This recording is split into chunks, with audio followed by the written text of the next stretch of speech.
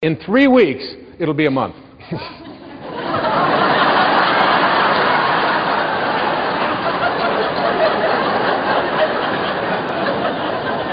kind of thinking is that?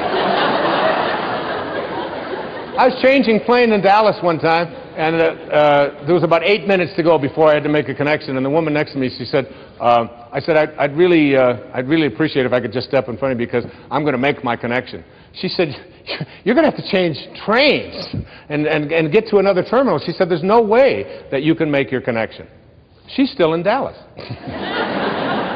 I think from the end, I see myself as already connected to that which I want to attract into my life. And if it doesn't work out for some reason, I don't use blame, I don't get anger, I just simply say to myself, this is the way it is supposed to be. And I'm at peace with it.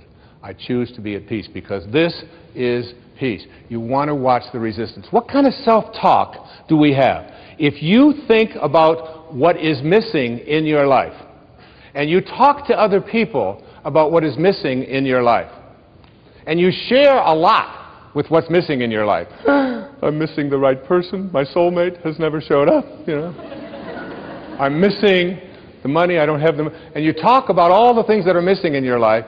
Here's your connection to Source. Remember, you're always connected. The question is, are you ready to stop living at ordinary levels of consciousness? Are you willing to live at a spiritual level of consciousness in which you are in rapport with that which provides everything? So if you're thinking about what's missing and you go to this universal source asking to have fixed what is missing in your life, you'll have your belief in what's missing continue to be refocused for you. In the Old Testament it says, as a man thinketh, so is he. If you think about what is missing, don't be surprised if you keep attracting what's missing into your life. If you think about what always has been, then don't be surprised if what always has been is what keeps showing up in your life. Because thoughts are energy. And the thought of it's always been this way and there's nothing I can do, resistance. What emotion am I feeling? Frustration. I want to change that. What is my guidance system? I'm going to see how in harmony am I with this energy of Source, with the energy of intention. How in harmony with it am I? The Source of all doesn't know anything about things being missing. There's nothing missing in this universal Source. And you emanated from that. You are a piece of that. If you're always thinking about what they want for you, and there's no shortage of them, they're called relatives. I'm going to write a book someday that's going to be called Your Friends Are God's Way of Apologizing for Your Relatives.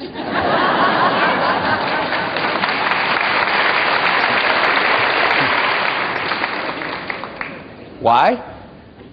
Because, by the way, I gave this same talk to your relatives and they applauded even louder. Okay? Because a friend is someone before whom you can think aloud. A friend is not someone who makes demands on you and tells you what you should be doing or what you shouldn't be doing. There are very often, because we believe that we're related to people, we have talk, and then what happens with us is that we start talking to other people about what they want for us. And we despise what they want for us. We get angry at them for even wanting that for us, and then we get surprised when what they want for us keeps showing up. See, self-actualizing people, Abraham Maslow once said, the difference between self-actualizing people, the highest functioning people, and everybody else is that self-actualizing people must be what they can be. Self-actualizing people must be what they can be. What can you be? What can you be? And I'd like to suggest to you that if you look, I'm going to take a pair of magical binoculars now. And I'm going to take these binoculars and I'm just going to assume that I am now looking through these magical binoculars at my source, where I came from. The question I asked at the very beginning, where did I come from? The answer to that is, I came from a field of energy, and a particle was formed out of that field that became everything I needed for this physical journey. My birth and my death were all in there. My height, the color of my skin, the hair falling out, all of the things that are taking place in this physical body were all handled there. But they were also handled before that source hit the world of material. And when I shift and understand that what I came from, what I'm looking for here, I'm looking to see, what does it look like? What does this look like? I call these in the book, in The Power of Intention, I call them the faces of intention. The 7 faces of intention. And any time in your life when you are not in harmony with these 7 faces, you are stopping the miraculousness, the miracle, the mystical mystery that you are, that not only decided the shape of your eye before it became a particle, but decided the shape of your life as well. You came here from a field of energy that has no limits.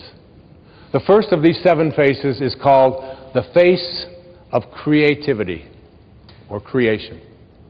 And I suggest to you that there's an intention, and intention is one of the chapters here. It is my intention to live my life on purpose. Here is the source. So beautiful. This is where I emanated from. And this source is always creating. And you, as a being who has emanated from that but has taken on an ego, has what I call summoning power or pulling power.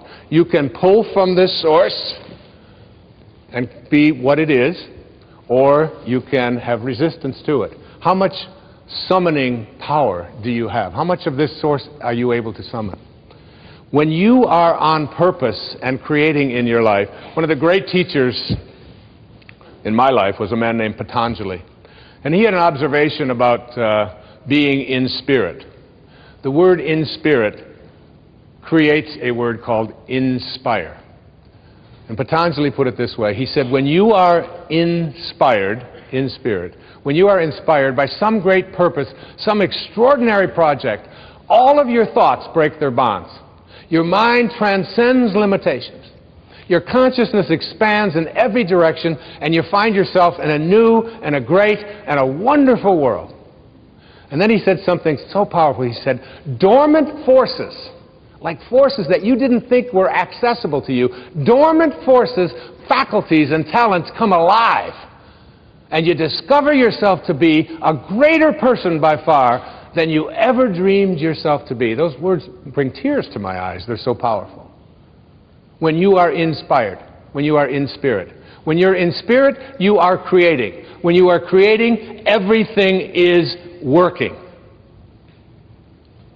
My teacher in India one time, Nisargadatta Maharaj, said, when he was asked the question, there's wars going on in Pakistan, there's people having difficulties here, there's people dying, there's starvation, how can you say that I can heal myself, and how can you be at peace when you see all of this going around? And you know what he said to his devotee? He said, in my world, nothing ever goes wrong. What a powerful idea that is. You can't get sick enough to heal those people who are sick around you. You can't get poor enough to take care of the lack of abundance in so many people's lives. The only thing you can do to help that, as I'll be talking about a little later, is to connect to this. You know, when I was 19 years old, I joined the Navy right after high school in 1958. And I was going overseas to connect to my ship after having gone to school. And I was standing at the dock boarding a ship called the USS Vega, which is a refrigerator ship, which was taking me across the Pacific Ocean in 29 days to meet the USS Ranger, an aircraft carrier, at that time the largest ship in the world, and I was assigned to it. And it was docked in a place called Yokosuka, Japan. And I took a boat, this refrigerator boat, over to Sasebo in southern Japan, got on a train, 19 years old, and was going to catch my boat 29 days later. 19-year-old kid. And as I got on the boat, never having been on such an adventure before, my Uncle Bill, who was a school teacher in Hayward, California, one of my heroes, one of the reasons why I'm here today is because of my Uncle Bill Volley, he handed me a book. And it was a collection of short stories by a man named Leo Tolstoy. He said to me, as he handed it to me, he said, read The Death of Ivan Ilyich by Leo Tolstoy.